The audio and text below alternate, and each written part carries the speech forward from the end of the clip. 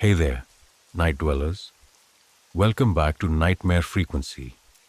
Before we descend into tonight's chilling tale, make sure to hit that like button, subscribe to the channel, and drop a comment below letting us know where you're watching from and what time it is in your corner of the world.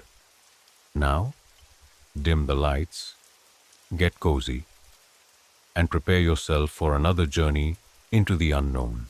I never used to believe in ghosts. I wasn't superstitious. I thought scary stories were for children and desperate YouTubers trying to milk ad revenue. But now, as I sit alone with trembling hands and darting eyes, I know better. Some things you can't explain away. Some things stay with you, long after the screams have died. It started 2 years ago, in the dead of winter. I was 24, living alone in a small, crumbling house I'd inherited from an uncle I'd barely known.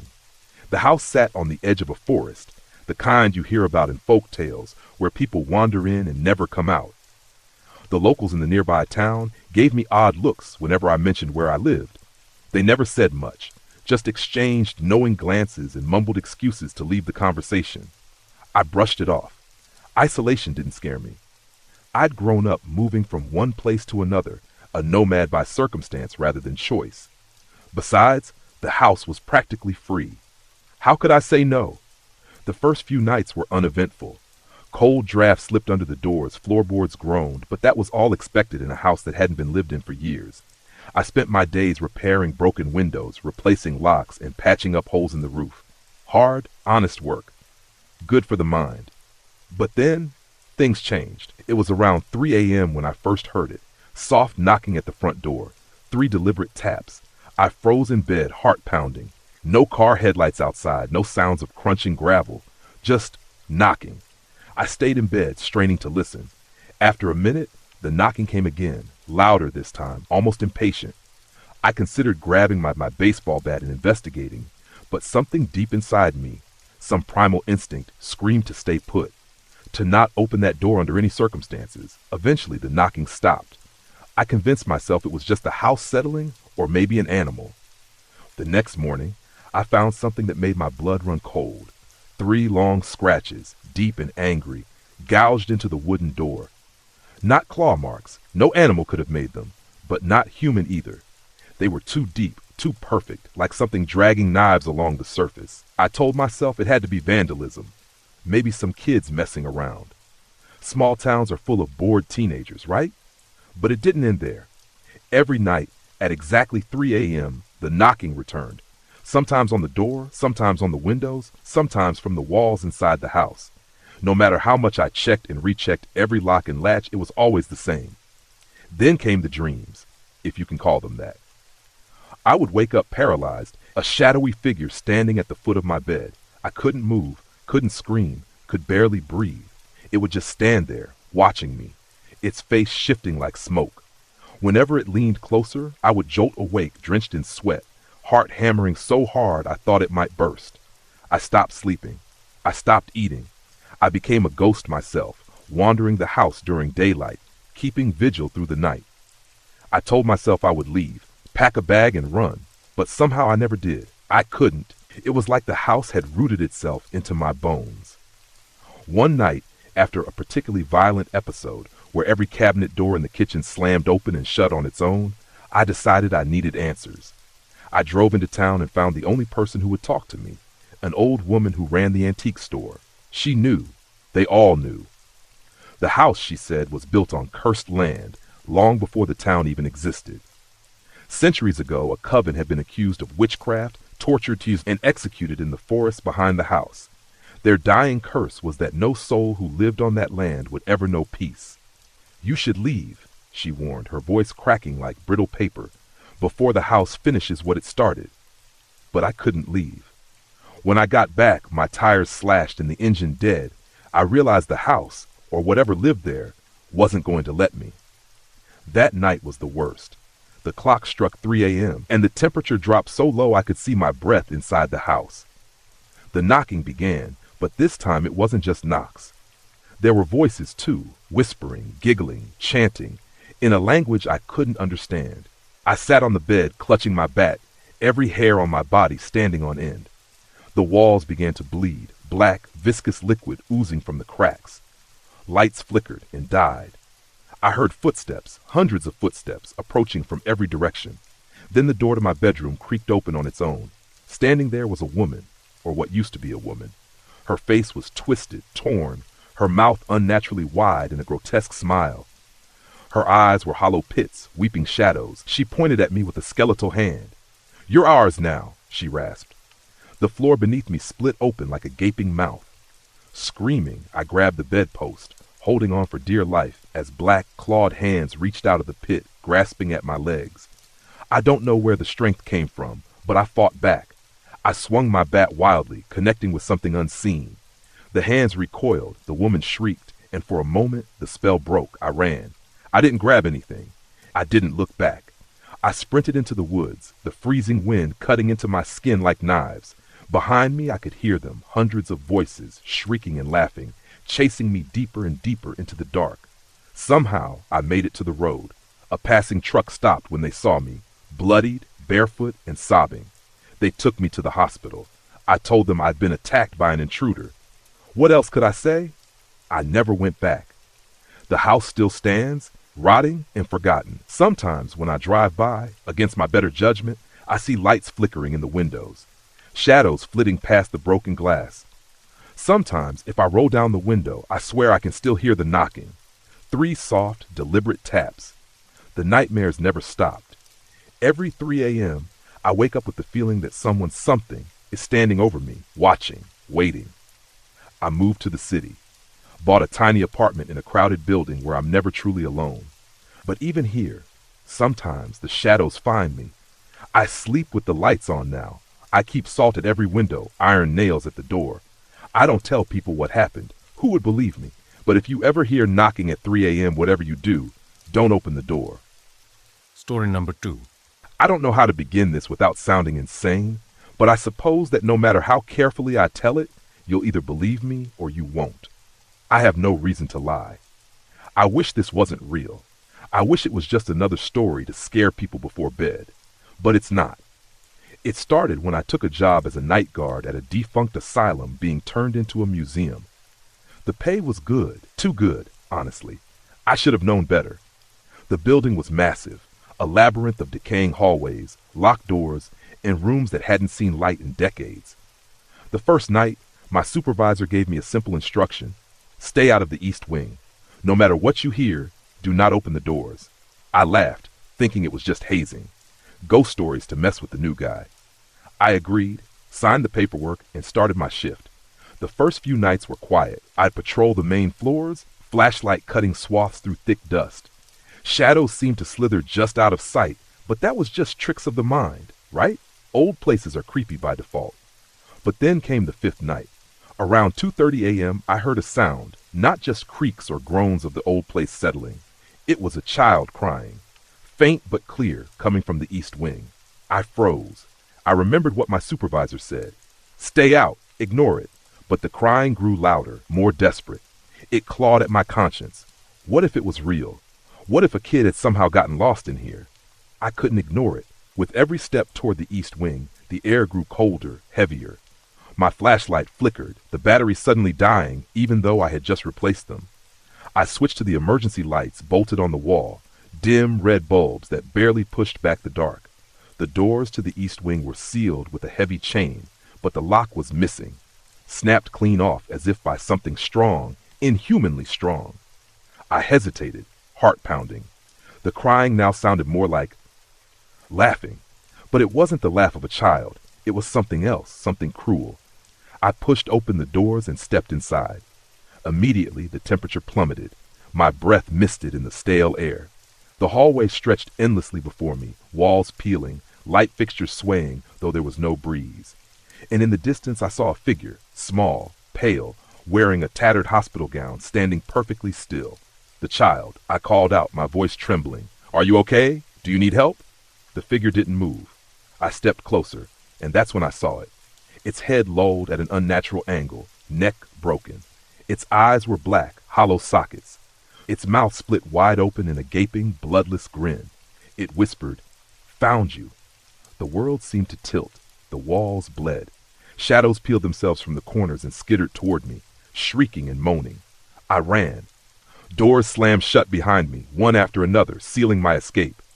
I sprinted through the maze of hallways, heart hammering so loud it drowned out the cacophony of whispers and footfalls chasing me. At one point, I glanced over my shoulder, huge mistake, and saw dozens of figures now, dressed in hospital rags, faces missing, hands clawed and broken. They didn't run, they glided, like mist, like they were part of the building itself. I burst through a rusted door and stumbled into what looked like an operating theater. Rusty surgical tools littered the floor, and ancient gurneys lined the walls, straps dangling. As I crossed the room, I felt something grab my ankle. I kicked wildly, breaking free, but not before seeing what held me. A severed hand, crawling like a spider. Sobbing, I found another hallway, praying it would lead back to the main building. That's when I heard it, a voice, deep and guttural, echoing through the asylum. You opened the door. You belong to us now. Suddenly, I wasn't alone. A tall, thin creature emerged from the darkness. It wore a straitjacket, but its arms were free, joints bent backward at impossible angles. Its face was covered with a stitched leather mask, mouth sewn shut, yet somehow it laughed, a wet, sucking sound that vibrated through my bones. It reached for me with long, broken fingers. I ran again, taking random turns, desperate to find the front hall. My mind blurred. It felt like the building shifted, rearranging itself to trap me. The hallways looped back on themselves. Doors led to brick walls, and windows showed nothing but darkness. Just when I thought I'd never escape, I saw the lobby, dimly lit, abandoned. I sprinted for it, feeling those unseen hands grasping at my clothes, yanking at my limbs. With one final burst of strength, I hurled myself through the front doors, landing hard on the cold pavement outside. I lay there for a moment, gasping, crying, as the heavy oak doors slammed shut behind me on their own. When I looked up, the building seemed normal again. Dark, still, and silent. The next morning, when I went back, with police in tow, the east wing was sealed shut with rusted chains and a padlock so corroded it looked centuries old. There were no signs of forced entry, no footprints, no child's cries on the security tapes.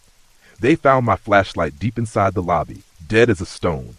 I quit that day, never went back, but sometimes late at night I still hear it, a soft knock at my window, a child's laughter, and if I dare to listen closely enough, behind it all, the same guttural voice whispering from the shadows, "You opened the door. You belong to us now." Story number 3.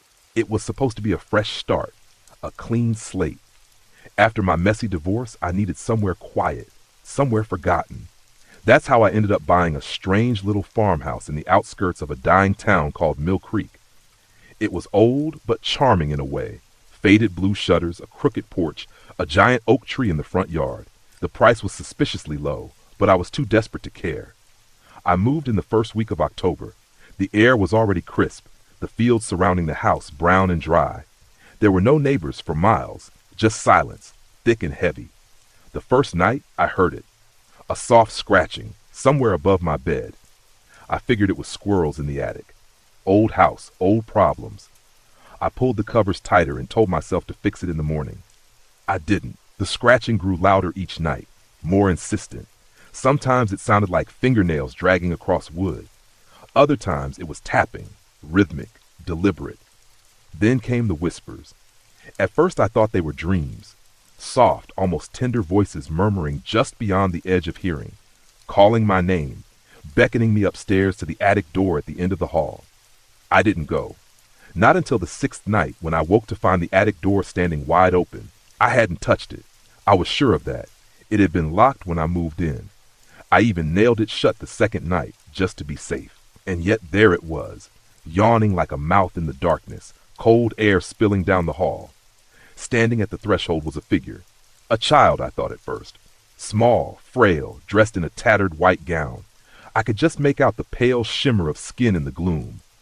It raised one hand slowly and pointed at me. I shut the bedroom door and shoved a chair under the handle. I didn't sleep the rest of the night. The next morning I found claw marks on the door. Thin, deep gouges, as if someone had dragged broken fingernails down the wood. I should have left, packed a bag and never looked back. But some twisted part of me needed to know, needed to understand what was happening. I dug through old town records, library archives, anything I could find. That's when I learned the truth. The house had belonged to the Merrill family, a reclusive brood who disappeared sometime in the 1940s. Their neighbors found the place abandoned, the rooms ransacked, strange symbols carved into the walls and floors. No bodies were ever recovered, just blood, everywhere. Whispers around town said the Merrill family had gone wrong, dabbling in things they shouldn't have, trying to make contact with the other side. And apparently, they had succeeded. That night, the house came alive. It started with the lights flickering, then dying entirely. A heavy, wet thudding sound came from the attic, like something large dragging itself across the floorboards. I sat in the living room, shotgun across my lap, every candle in the house lit. I didn't dare move, but the candles didn't help. The flames bent sideways as if blown by unseen breath. Then, one by one, they snuffed out, plunging me into blackness. In the pitch dark, I could hear them. Dozens of whispering voices, circling, closer and closer. I fumbled for my flashlight, hands trembling. When I finally switched it on, the beam sliced through the gloom and landed on a figure just a few feet away. It was no child. Its skin was stretched too tight across its face, teeth exposed in a permanent grin.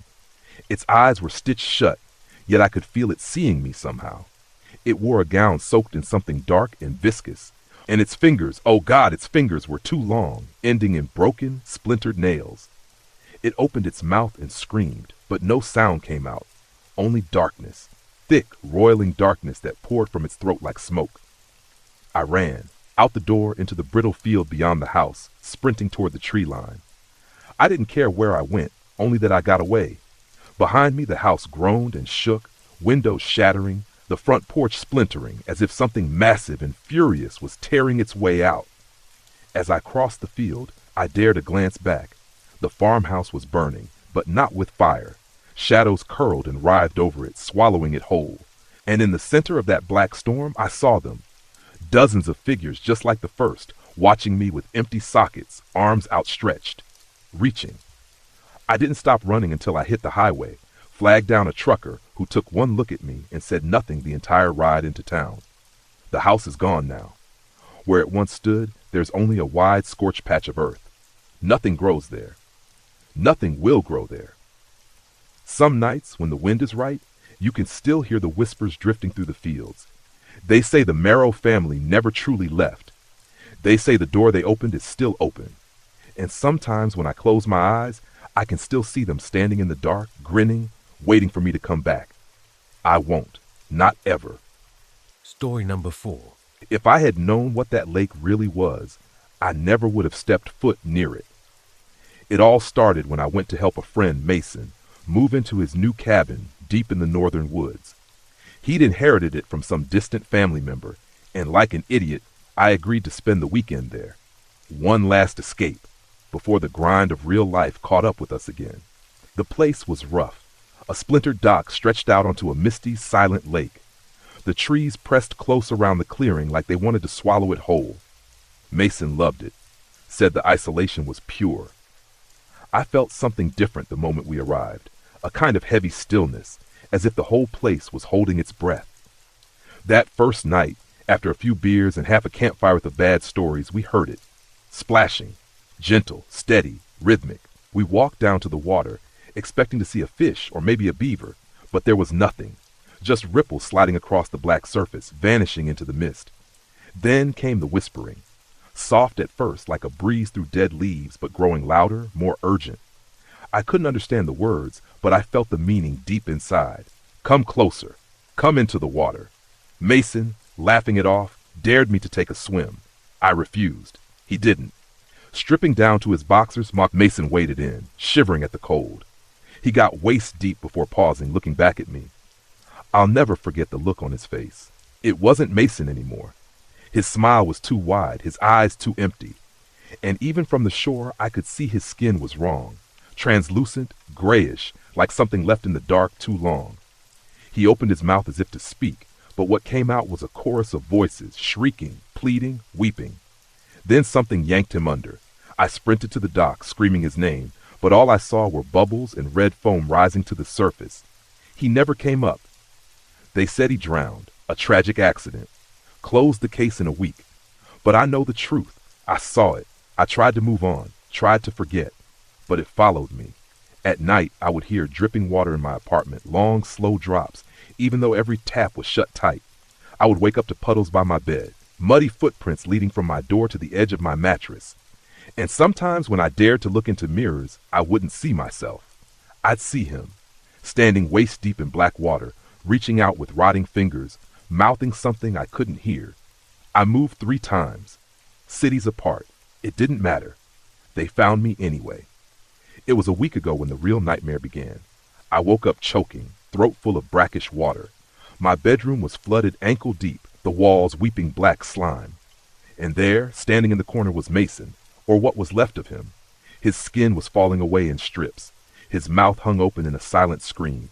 His eyes were endless pits, swirling with dark, grasping hands just beneath the surface. Behind him, through the open door, I saw the lake. Somehow, impossibly, the misty water had spread into my home, lapping at the walls, swallowing the floors. And worse, I wasn't alone.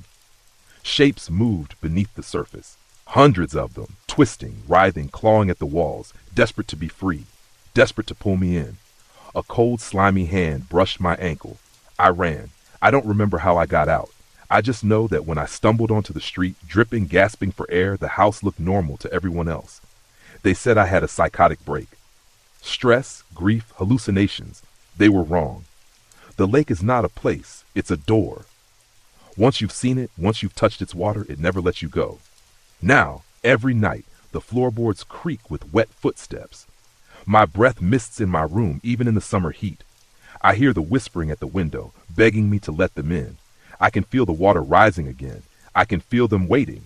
It's only a matter of time before they drag me under too.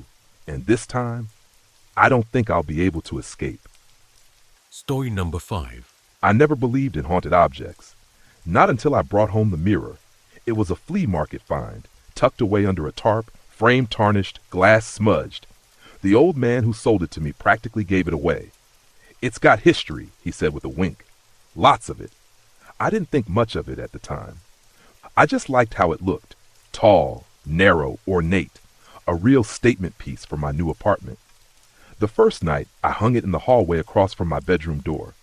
I caught my reflection in it as I passed. Tired, disheveled, but otherwise normal. But something about it made me uneasy. It started small. I'd wake in the middle of the night and see out of the corner of my eye something move in the mirror. A flicker. A shadow. Always gone when I looked directly at it. At first, I blamed sleep deprivation, stress, anything logical. But then I noticed other things. My reflection started acting strangely. It was subtle at first. A slight delay in movement, a twitch I didn't make. Once I raised my hand to rub my eyes and caught my reflection smiling at me. I froze, rubbed my eyes, looked again. Normal, empty, soulless. Still, I tried to brush it off until the night it left the mirror. I woke to the sound of footsteps in the hallway. Slow, deliberate, squelching slightly against the old wooden floor. I thought maybe someone had broken in. Heart hammering, I crept to the door and peeked out. The hallway was dark, lit only by the faint glow of the street lamp outside. And there, standing in front of the mirror, was me. Or something that looked like me. Its skin was wrong. Too smooth, too pale, like stretched wax. Its eyes were just black pits, reflecting no light. Its smile was too wide, carving its face in half. I slammed the door and shoved my dresser in front of it. The thing didn't try to break in. It didn't have to. Because when I turned around, the mirror was there in my room, leaning against the far wall, impossible and silent. The thing stepped out of it. I don't know how to describe the sound it made. A wet, gurgling mockery of breathing. It raised a hand, my hand, and beckoned. I grabbed the lamp and threw it. Glass shattered, sparks flew. For a moment, the thing recoiled, retreating back into the mirror. Without thinking, I tore a bedsheet, wrapped it around the frame, and hurled the whole thing out the window. It shattered 3 stories below, the glass exploding into 1,000 pieces across the street. I thought it was over. For 2 nights, everything was quiet. Then the phone calls started. At first, just static. Then whispers. Then a voice, my voice, asking to come in, pleading, begging, promising it wouldn't hurt. I changed my number, moved to a hotel. But mirrors are everywhere. In the bathroom, in the elevator, in store windows. Every reflective surface showed me not myself, but it, following, smiling, waiting. This morning there was a knock at the hotel door. When I looked through the peephole, there was no one there, but pressed against the glass was a bloody handprint, identical to my own, and scrawled underneath it, written in something dark and slick, were two words: let me. I know now that destroying the mirror wasn't enough. It never needed the glass. It needed me. It still needs me. Tonight, I caught my reflection moving again, even though I hadn't. I think it's almost here. I can hear it breathing behind me right now. I don't dare turn around. If I do, I think I'll be the one trapped behind the glass, and it will be free. Story number 6. The woods behind my grandparents' house were always off limits. When I was little, I remember Grandpa telling me, "There's something old in those trees, something that doesn't like to be disturbed." I thought he was just trying to scare me. I wish he had been. When Grandpa passed away last fall, the family gathered to sort through his things. It was bittersweet walking through that old farmhouse, every creaking floorboard soaked with memory. I decided to stay a few nights alone to clear my head before heading back to the city. The first night was uneventful, just me, an old bottle of whiskey, and the silence of the countryside. The second night, I heard it. A bell. A faint, distant chiming coming from deep within the woods. At first, I thought it was the wind, but the sound was steady, rhythmic. It made the hairs on my arms stand up. I stayed inside. The third night, curiosity got the better of me. Around midnight, wrapped in a heavy jacket and armed with Grandpa's old flashlight, I crossed the backyard and slipped through the broken fence into the woods. The trees swallowed me almost immediately. Their branches clawed at my clothes. The ground beneath my boots was soft, almost spongy. The deeper I went, the colder it got, the air thick with a rotting metallic stench. The bell grew louder. After what felt like an hour of wandering, I stumbled into a clearing, and there it was, an ancient well, crooked and crumbling, covered in black moss. Hanging above it was a rusted iron bell, swaying gently, though there was no breeze. I should have turned back. Every instinct screamed at me, but something else, a pull deep inside my gut, urged me forward. I stepped closer. The bell stopped. The woods went silent. I peered over the edge of the well. At first there was only darkness. Then something moved. I saw a pale hand, skeletal wet, reach up and scrape at the stone. And then a second.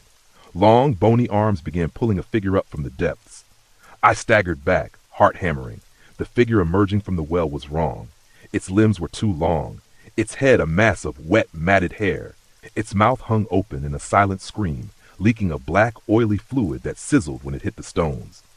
It stared at me, though I couldn't see eyes, and I felt a crushing pressure in my skull, like it was crawling inside my mind. I ran.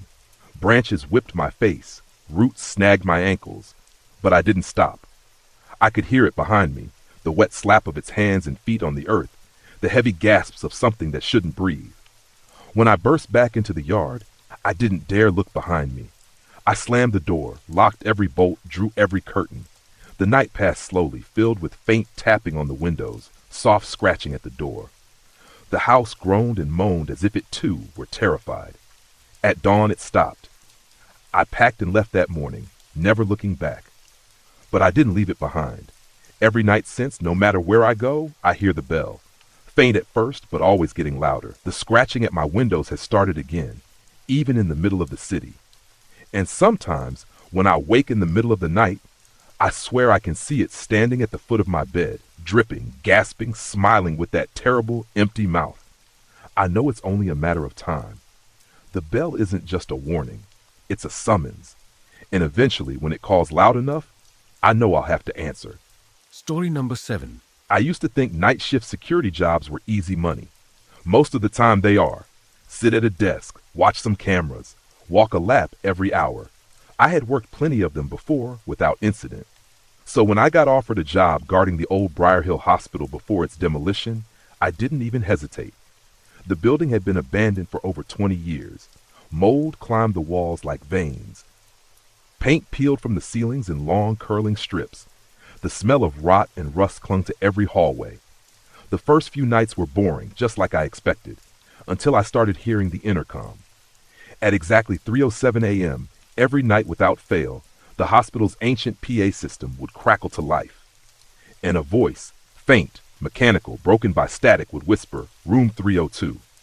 There was no power in the building. The systems were dead. The intercom shouldn't have worked at all. The first night it happened, I told myself it was residual electricity, or maybe interference from somewhere else. But on the third night, I decided to check it out. Room 302 was deep in the west wing, the psychiatric ward.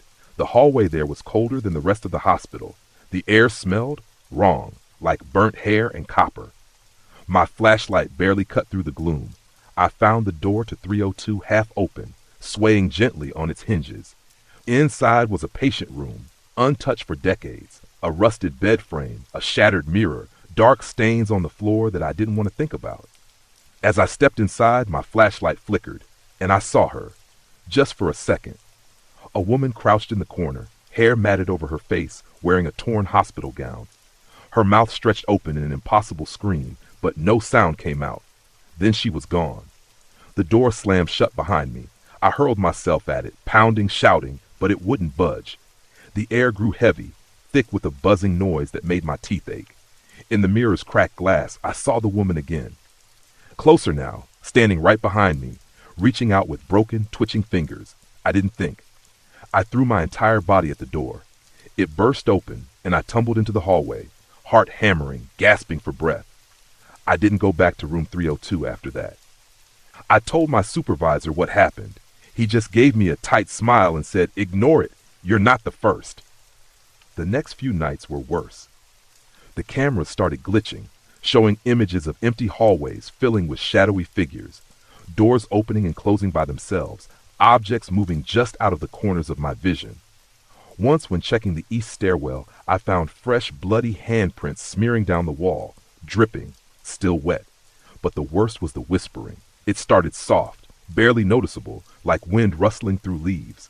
Then louder, pressing against my ears, filling my head with broken voices, all hissing the same thing. "Come to room 302. I quit after a week, packed my stuff, and drove until the hospital was nothing but a nightmare behind me. But I don't think I escaped, because now, every night at 3:07 a.m., no matter where I am, I hear it. The crackle of the intercom, the whisper in the dark. Room 302. And sometimes, just when I glance at a mirror, I see her. Waiting. Closer than before. Story number 8. When the letters started arriving, I thought it was a sick joke. The first one was just a scrap of yellowed paper slid under my apartment door. No stamp, no return address. Just 5 words written in a jagged, spidery hand. "I see you in sleep. Creepy but harmless, right?" I threw it away. The second letter came 3 nights later. "I hear you when you breathe." There was no way someone could get into my locked building without me knowing. The security cameras showed nothing. No one at the doors, no one in the halls. Still, I tried to rationalize it. Maybe a prank from someone inside the building, maybe a jealous neighbor, maybe anything but what my instincts were whispering. But the letters kept coming, each worse than the last. "I stand at the foot of your bed. I watch you dream of running."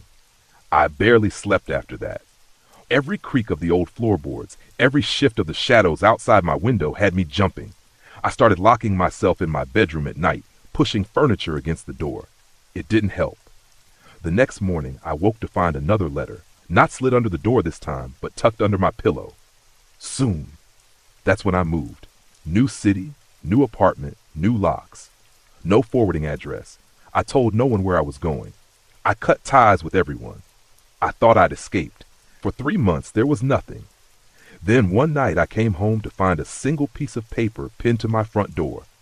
"Found you!" I didn't even go inside. I stayed at a motel across town, trembling in a corner with every light on, waiting for dawn. But it wasn't just the letters anymore. Now it was dreams. Horrible, vivid dreams of a tall, thin figure standing just outside my window, its face hidden behind a mass of dripping, tangled hair. In the dreams, I couldn't move, couldn't scream, couldn't wake up until I felt its cold breath on my face. Sometimes, I wasn't even sure I had woken up at all. One night, in the half-dream haze, I saw it. Not outside. Inside, standing in the motel room's corner, watching, smiling. The next morning, the mirror was cracked. Scratches covered the walls, long, deep gouges like fingernails dragging through drywall. I ran.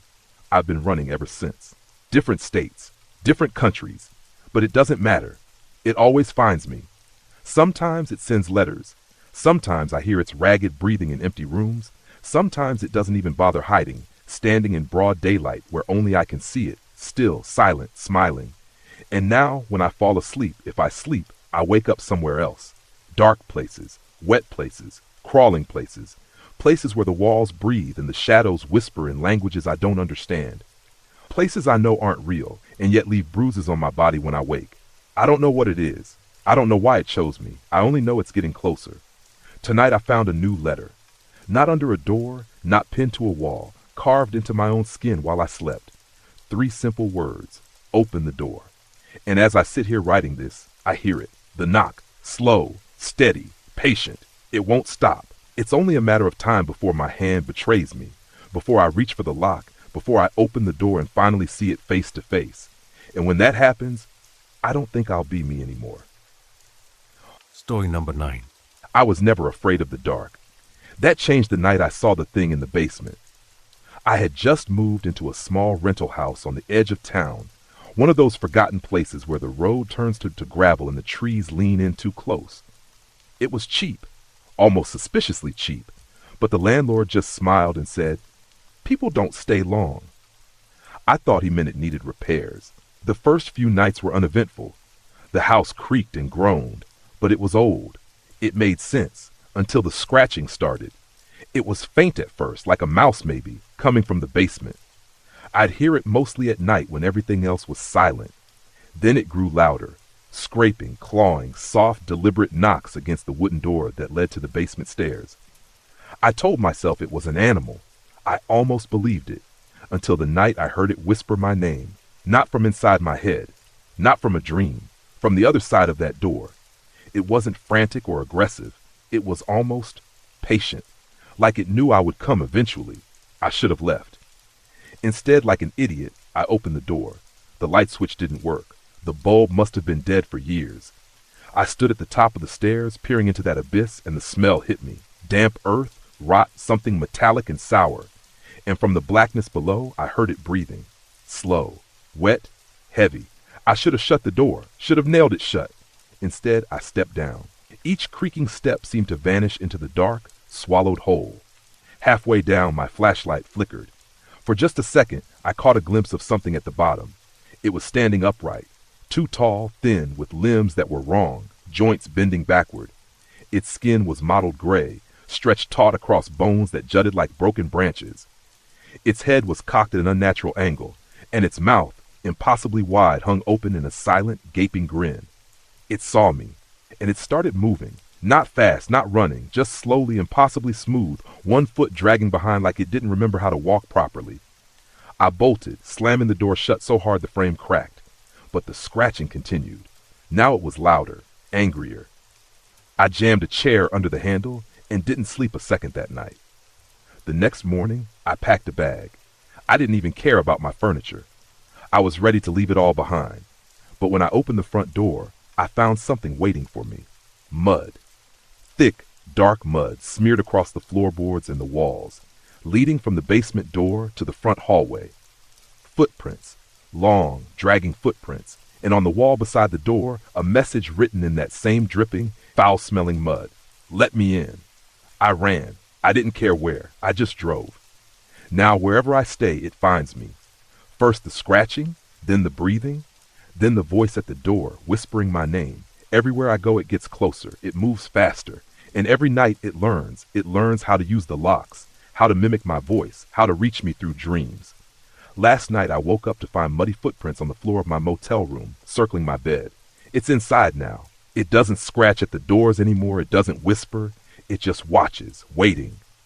And I know that soon, maybe tonight, when I open my eyes, it won't be standing at a distance anymore. It'll be inches away, smiling. Story number 10. I never believed in haunted objects until I bought the mirror.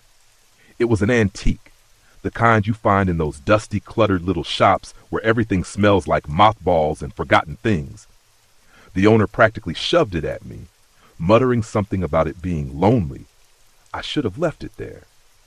Instead, I took it home and hung it in my bedroom. The first night, Nothing happened. The second night, I noticed it. My reflection didn't move the way I did. It was subtle at first, a delay, a hesitation. Like the mirror wasn't just showing me, but something trying to be me. I blamed it on being tired. Until the third night, I woke up around 3 a.m., that dead, heavy hour when the world feels the most wrong. The room was freezing, my breath misting in the dark, and the mirror, it wasn't reflecting my room anymore. Instead, it showed a different place. A long, dark hallway stretching far into the distance, lined with endless doors. Each door pulsed like it was breathing. And at the end of the hall, something was standing. Something tall, crooked, wrapped in what looked like rotting bandages. Its head was twisted too far to the side, and where its face should have been, there was only a deep, gaping hole. It saw me, and it started moving down the hallway, slow at first, then faster. The closer it got, the more the glass started to ripple, like water boiling under heat. I scrambled out of bed and threw a blanket over the mirror, heart pounding so loud I couldn't hear myself think. Silence. I told myself it was over. I was wrong. When I peeled back the blanket the next morning, there were fingerprints pressed into the glass from the inside. Long, spindly fingers that had clawed and scratched as if desperate to get out. I tried getting rid of it. I threw it in the dumpster down the street. When I got home, it was hanging right back on my wall, waiting. That night, I didn't sleep. I sat there, staring at it, blanket clutched in my hands. At exactly 3 a.m., the mirror began to tremble. The blanket ripped itself from my grip like unseen hands yanked it away, revealing not my room, but the hallway again. Closer now, much closer. The thing was only a few feet away, lurching forward in jerky, unnatural movements like a puppet with its strings cut. The doors along the hall banged open one by one behind it, releasing more of them. Things made of shadow and broken limbs, howling without mouths. I ran, out of my room, out of my house. But every window, every surface reflected that hallway. There was no escape. When I looked into the side mirror of my car, there it was. That endless, hungry darkness, the rotting things dragging themselves closer. They were breaking through. I crashed the car trying to get away, flipped twice into a ditch, crawled out bleeding, disoriented. And when I staggered to my feet, the mirror was standing in front of me, propped up perfectly in the middle of the empty field, reflecting not me, but my house, my bedroom, and my empty open bed. I could see myself lying there, but I wasn't breathing. I wasn't moving. I understood then. The mirror doesn't just reflect. It takes, piece by piece, until there's nothing left but an empty body and a wide, hollow smile. I don't know how long I have left. Tonight, every mirror, every screen, every puddle I pass shows a little less of me and a little more of it. And I can feel it now, inside the glass, waiting, hungry. Soon, when you look into a mirror, you might not be looking at yourself anymore.